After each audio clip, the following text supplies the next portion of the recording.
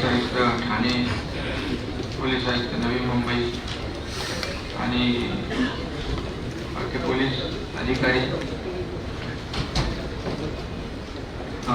आयुक्त ठाणे महापालिका नवी मुंबई, कल्याण मुंबई, भिवंडी, मीरा भाईंदर, शिव ठाणे, पोलीस अधीक्षक आणि सर्व वरिष्ठ पोलीस अधिकारी आणि सर्व विभागाचे सर्व अधिकारी आणि सर्वच महापालिकांचे आयुक्त आणि अधिकारी, आजच्या बैठकीच्या सुरुवातीलाच आपण दिवंगत उपमुख्यमंत्री अजितदादांना श्रद्धांजली अर्पण केलेले. मी त्यांना पुन्हा एकदा भावपूर्ण आदरांजली अर्पण करतो आणि आजच्या या बैठकीमध्ये खालील महत्त्वाच्या विषयावर चर्चा आणि निर्णय घेतले. मागील बैठक इतिवृत्तास मान्यता आपण दिलेली आहे. दिनांक 26 सप्टेंबर 2025 रोजी झालेल्या बैठकीची इतिवृत्त मंजूर करण्यात आले. त्याचबरोबर वार्षिक योजनेचा आढावा, सर्व विकास कामे गुणवत्तापूर्ण वेळेत करून जिल्ह्याचा खर्च 100% करण्याबाबत सर्व विभागांना, सर्व यंत्रणांना आपण सूचना दिलेल्या आहेत. पुढच्या वर्षी हे होता कामा नये. शेवटच्या महिन्यामध्ये 2 महिन्यामध्ये काही गडबडीमध्ये आपण विकास कामांना मंजुरी देतो आणि त्यामुळे गुणवत्तापूर्ण कामं होत नाही आणि जी आवश्यक कामं आहेत ती होत नाही. दुसरी भलती कामं आपल्याला करावी लागतात. ती त्याच्या बाबतीमध्ये जिल्हाधिकारी आपण स्वतः लक्ष द्या. 26-27 त्या वार्षिक योजनांना मंजुरी दिलेली. आपण सर्वसाधारण योजना 660 कोटी 35 लाख, आदिवासी उपयोजना 140 कोटी, अनुसूचित जाती उपयोजना 107.99 कोटी आणि त्याचबरोबर यावर्षी आपण 1700 कोटी प्रस्तावित करावे आणि ग्रामीण भागाला त्यामध्ये प्राधान्य देणं आवश्यक आहे. कारण शाळा असतील, अंगणवाड्या असतील, रस्ते आहेत, या सर्व ज्या काही मूलभूत सोयी सुविधा आहेत त्या आपल्याला अपग्रेड करायला PSC आहे. PSCला देखील अपग्रेड करायची असते तर वाढीव निधीची आवश्यकता आहे. तशी मागणी आपण या ठिकाणी गरजेच्या बैठकीमध्ये करूया.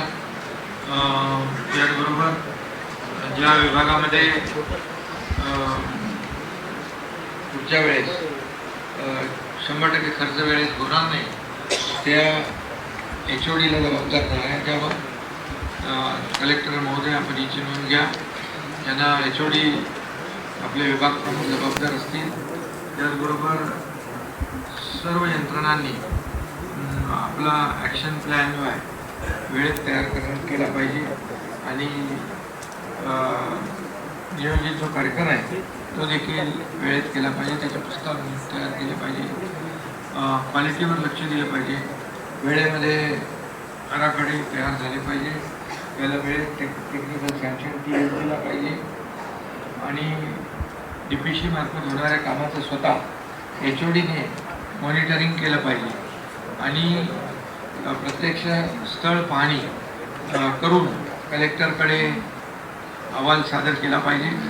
अशा प्रकारच्या सूचना या ठिकाणी सगळ्याच विभागाला आणि आता जे रस्त्याबद्दल ज्या तक्रारी आलेल्या आहेत जे प्री मान्सून वर्क जे आहे तर पावसाळ्यापूर्वी रस्त्याचे बरे आता फेब्रुवारी महिन्यात तर आपण जातो अगदी जून महिन्याच्या पहिल्या आठवड्यामध्ये खड्ड्याची दुरुस्ती करायला आणि मग पावसामुळे ते करता येणार नाही. मग आपण मातीने त्याचं गिट्टीने रॅबिट टाकून खड्डे दुरुस्त करतो ते राहत नाही. त्यामुळे सर्व विभाग जे आहेत ठाणे जिल्ह्यातले जे PWD असेल, महापालिका असतील, MMRD असेल, आणखी MSRDC असेल, ज्या सर्व यंत्रणा आहेत या सर्व यंत्रणांनी आणि सर्व महापालिकांनी आपापल्या विभागातले रस्ते दुरुस्ती डांबरी ताबडतोब ड्रॅमेज बिबिटनी नाही तर डांबराचे रस्ते किंवा ज्या ठिकाणी आपण कॉन्क्रीटचे कामं करतोय ती मे अखेरपर्यंत कंप्लीट केली पाहिजे. पावसाळ्यामध्ये कुठल्याही परिस्थितीमध्ये आमचं राहून गेलं ही सबब बिलकुल कोणी सांगू नका. पावसाळ्यामध्ये आपल्याला डांबर टाकता येत नाही आणि रस्ते दुरुस्त करता येत नाही. त्यामुळे आता फेब्रुवारी, मार्च, एप्रिल, मे 4 महिने आहेत. त्या 4 महिन्यामध्ये सर्व रस्ते व्यवस्थित सुस्थितीत आणणं ही प्रत्येक विभागाची जबाबदारी आहे. आणि त्यामुळेच पावसाळ्यामध्ये होणारी ट्रॅफिक पण कमी होईल. लोक जे लोकप्रतिनिधींना जाब विचारतात, दोष देतात, तोही कमी होईल. त्यामुळे सर्व विभागाच्या अधिकाऱ्यांनी विशेष करून रस्त्यांच्या बाबतीमध्ये काळजी घेण्याची आवश्यकता आहे. आणि म्हणून रस्ते जे मला वाटतं आता आपली पावसाळ्यापूर्वी एक मिटिंग होईल, त्यावेळी सगळे रस्ते सुस्थितीत असले पाहिजे याची काळजी आपण सगळ्यांनी घेतली पाहिजे. आणि पावसाळ्यापूर्वीची जी काही तयारी आहे ती देखील आपली सगळी झाली पाहिजे. कुठल्याही परिस्थितीमध्ये पावसाळ्यामध्ये जीवितहानी, वित्तहानी, कुठेही नागरिकांची गैरसोय होणार नाही याची काळजी आपण सगळ्यांनी घ्यावी, अशा प्रकारची सूचना या ठिकाणी मी करतो.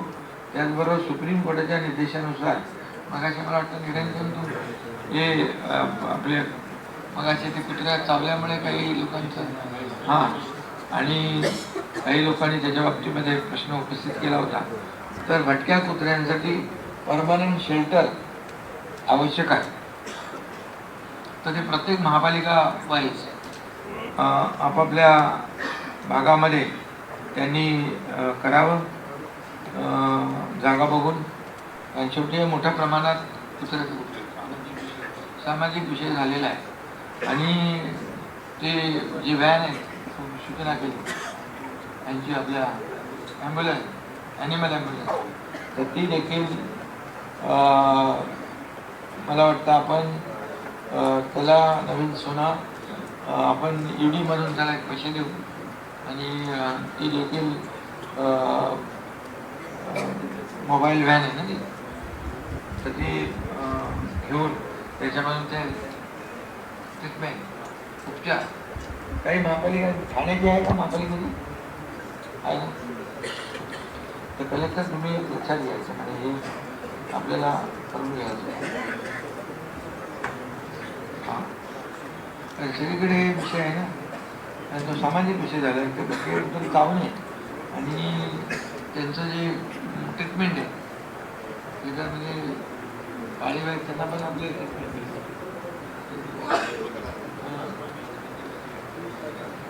निर्विजीकरणपासून त्याच्यावर तुम्ही जरा नोंद घ्या. आणि मला वाटतं आता सर्वांनीच मुद्दे उपस्थित केलेले त्याची नोंद घेतलेली आहे. आणि पुढच्या वेळेस आपल्या ॲक्शन रिपोर्टमध्ये त्याचा सगळा अंतर्भाव असला पाहिजे. आणि बाकी सर्व यंत्रणांनी आपापल्या जबाबदाऱ्या ज्या आहेत त्या पावसाळ्यापूर्वीच्या पार पाडल्या.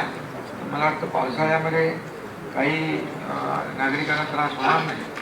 आणि म्हणून शाळांचा तर विषय झाला, PSCचं पण झालेलं आहे. जिल्हा रुग्णालयाच्या बाबतीमध्ये तर काम चालू आहे. जिल्हा रुग्णालय कधीपर्यंत कंप्लीट होईल?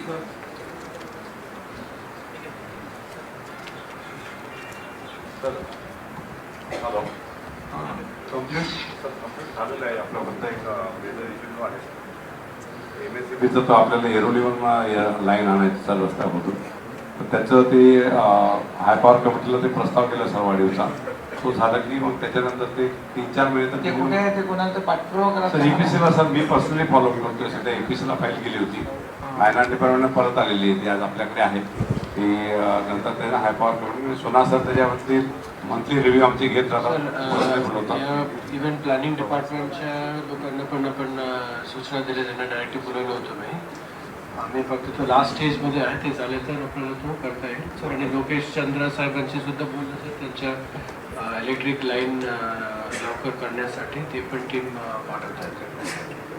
आता याच्यामध्ये आपण या 2026-27मध्ये हे जेंडर बजेट वगैरे चाइल्ड बजेट आहे त्याच्यावर आपण भर दिला आहे.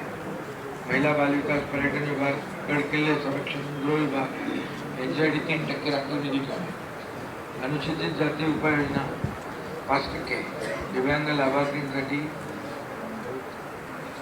5%, आणि मला वाटतं बाकीची साखव आणि बांधकाम आमच्या ग्रामीण भागात केलं आहे रस्ता सुरक्षा 60 कोटीची तरतूद. हां कमी आहे आपल्याला वाढीव याच्यात वाढवलं आहे. आणि उल्हासनगर तुम्ही ते रेग्युलायझेशन आणि क्लस्टरच्यावर जरा भर द्या. पावसाळ्यामध्ये त्याचं फार अडचण होते. आणि कल्याण डोंबिवली तुमचं क्लस्टरचं काय आहे ते तुमच्याकडे पण धोकादायक इमारती आहे. तुम्ही ते ठाण्याला आपण क्लस्टर चालू केलेलं आहे. येस सर, आमच्याकडे सर 3 क्लस्टरवर काम चालू ठाणे आहे. कॉर्पोरेशन आणि सिडको मिळून करते आहे. आणि तसं काही प्रॉब्लेम नाही. म्हणजे आपल्या ज्या सरकारी प्राधिकरण आहे त्याच्यामध्ये आपण सिडकोला घेतलेली आहे, SRA म्हाडका आहे सिडकोला घेतलेलं आहे, MMRDला घेतलेलं आहे, त्याचबरोबर MSRDC MIDC आणि MMRD या जेवीमध्ये. त्यामुळे ही जी काही सरकारी प्राधिकरण आहे त्यांना देखील आपण क्लस्टरमध्ये घेतलेलं आहे. तर जिथं मीरा भाईंदरला क्लस्टर असेल, तुमच्या कल्याण डोंबिवली आहे, भिवंडी आहे, भिवंडीमध्ये धोकादायक इमारती आहे, तुम्ही त्याच्यावर काम करा. तुम्हाला तिथे क्लस्टर कशाप्रमाणे तुम्हाला तिथं त्याची फिजिबिलिटी आणि व्हायबिलिटी चेक करा.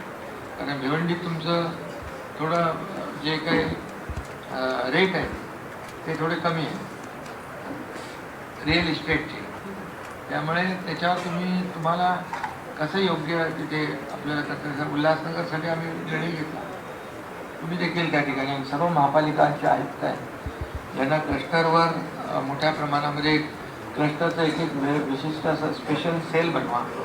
कारण क्लस्टर हा निर्णय आपण घेतला आहे तो एवढ्यासाठीच की धोकादायक इमारतींमध्ये दर पावसाळ्यामध्ये ज्या इमारती पडतात आणि लोकांचा मृत्यू होतो तो टाळण्यासाठी आपण क्लस्टर ही योजना आणलेली आहे.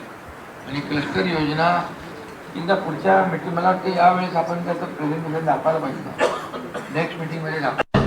क्लस्टरमध्ये आपण जे समजा एक 2 इमारतींचा पुनर्विकास होतो त्यामुळे आपण त्यांना ॲम्युनिटी देऊ शकत नाही, ओपन स्पेस देऊ शकत नाही, त्यांना सुविधा देता येत नाही. आणि म्हणून समूह विकास आपण जेव्हा करतो 25 एकराचा असेल 50 तुमच्या उल्हासनगरला किती एकर ठेवला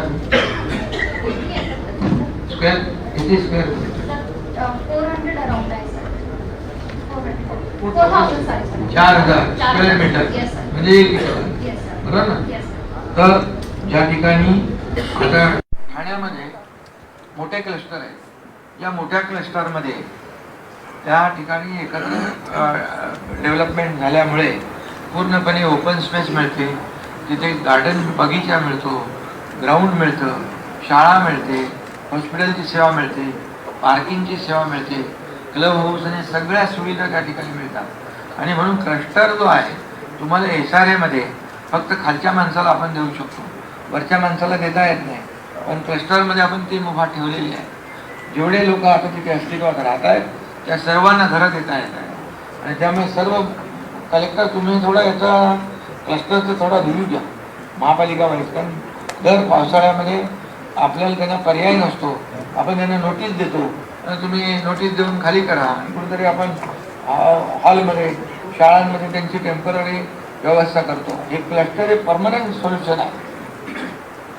ठाण्याचे आयुक्त इकडे आहेत, आपल्याकडे इमारती चालू झाल्या ना 25-25, 30-30 मजल्याच्या. त्यामुळे या ठिकाणी सर्व ज्या ज्या ठिकाणी धोकादायक इमारती आहेत या सर्व इमारतींच्यासाठी ही क्लस्टर योजना जी आहे ही लोकांच्या फायद्याची योजना आहे. त्याच्यामध्ये क्षेत्रफळ पण जास्त आहे, ॲम्युनिटी सगळ्या आहेत. त्यामुळे त्याला तुम्ही थोडा फोकस करा आणि त्याच्या बाबतीमध्ये लोकांना मोठा दिलासा मिळेल.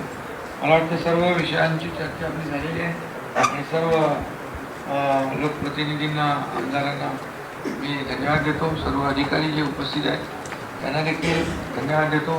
पोलीस डिपार्टमेंटसाठी जे काही वाढीव तुम्हाला त्यांना गाडी वगैरेसाठी तरतूद करायची आहे त्याची नोंद घेतली. आणि नवीन सोनार जी तुम्ही जे आता काही विषय जे आहेत त्याचा थोडा पाठपुरावा करण्याची आवश्यकता आहे आणि प्रशासकीय मान्यता उल्हासनगरच्या बिल्डिंगला आपल्याला द्यायचं आणि जे भिवंडीसाठी 35 कोटी रुपये जे आहेत ते देखील ईडीमधून देण्याची आवश्यकता आहे. सर ते उल्हासनगरसाठी पण आहे. आपल्या उल्हासनगर पण मागणी केली सर अराउंड 16 कोटीची सर त्याच्या ट्रेनच्यासाठी. हां ठीक आहे ना, तर ते पण तुमच्या आता पावसाळ्यापूर्वी सगळे रस्ते दुरुस्ती करून घ्या. सर्व एजन्सी ज्या आहेत त्या सर्वांनीच पावसाळ्यापूर्वी हे सर्व रस्ते पूर्णपणे डागडुजी झाले पाहिजे आणि वाहतूक विभागाने आपले DCP आहेत नाही तर तुम्ही थोडं बघा कुठे कुठे रस्त्यांची परिस्थिती खराब आहे. तुमच्या ट्रॅफिकच्या लोकांना त्याच्या भागातले तुम्ही हे कळवा. म्हणजे तुम्ही ठाणेवाले पोचलेल्या वाहिनीला नवी मुंबई आणि तिकडचे जे आहे तुम्ही म्हणजे तुम्ही पण सूचना द्या जिल्हाधिकारी या सर्व यंत्रणांचं पावसाळ्यापूर्वी जी काळजी घ्यायची आहे त्याचे प्रमुख कलेक्टर आहे. नाही अरे कलेक्टर सगळ्यांचं हां ते डिझास्टर अथॉरिटी म्हणून आपण कलेक्टरनं केलेलं आहे. त्यामुळे महापालिका आयुक्तांना कॉर्डिनेट करणं, COना कॉर्डिनेट करणं, सर्व यंत्रणांना कॉर्डिनेट करणं हे आपल्याला कलेक्टर म्हणून तुम्ही हे करा आणि पावसाळ्यापूर्वीची सर्व कामं त्या ठिकाणी करा आणि ग्रामीण भागामध्ये थोडं आपल्याला जास्तीचं प्राधान्य मगाशी कथोरे साहेब शांताराम मुले यांनी या सूचना केलेल्या आहेत ग्रामीण भागासाठी त्याची नोंद घ्या आणि पुढच्या बैठकीच्या अगोदर हे सगळे जे काही प्रश्न आहेत हे प्रश्न आपल्याला मार्गी लावायचे आहेत आणि या बजेटमध्ये वाढीव मागणी प्रस्तावित आपण करा पण त्याचं सगळे आवश्यकता म्हणजे प्रायोरिटी आपण फिक्स केलेले आहे त्याची व्यवस्थित तिथे मांडणी केली पाहिजे तेव्हा आपल्याला वाढून पैसे मिळतील. मला वाटतं